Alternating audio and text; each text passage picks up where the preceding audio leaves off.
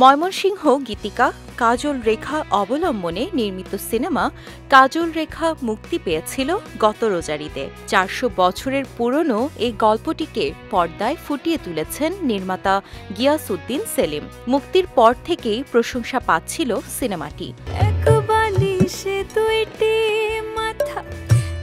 নতুন খবর হলো, প্রায় ১.৫ মাস পর কাজল রেখা সিনেমাটি যাচ্ছে আমেরিকা ও কানাডায়। ৩১ মে সিনেমাটি মুক্তি পেয়েছে দেশ দুটির থিয়েটারে। বিষয়টি নিশ্চিত করেছেন পরিচালক গিয়াসউদ্দিন সেলিম। তিনি বলেন, দেশের দর্শকদের কাছ থেকে কাজল রেখার জন্য অনেক প্রশংসা পেয়েছি, প্রচুর মানুষের ভালোবাসা পেয়েছি। এটা একজন পরিচালক হিসেবে আমাকে আনন্দ দিয়েছে। কাজল রেখার নাম ভূমিকায় অভিনয় করেছেন মন্দিরা চক্রবর্তী। ২০১২ সালে চ্যানেল আই সেরা নাচিয়ে মঞ্চ থেকে উঠে আসা মন্দিরার বড় পর্দায় অভিষেক হয়েছে এ সিনেমা দিয়ে।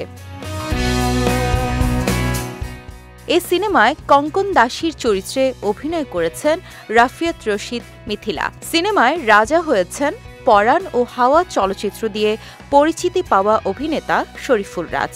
খল চরিত্রে দেখা গেছে খায়রুল বাশারকে।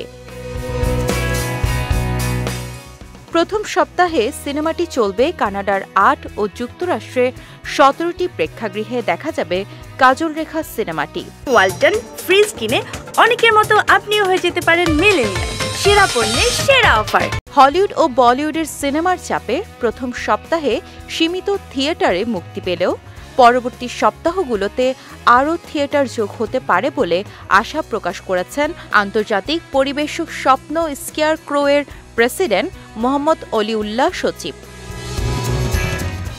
কাজল রেখার অন্যান্য চরিত্রে রয়েছেন ইরেশ জাকির, আজাদ আবুল কালাম, গাউসুল আলম শাওন, ইরফান সেলিম সুজয়, সাদিয়া আয়মান সহ অনেকে।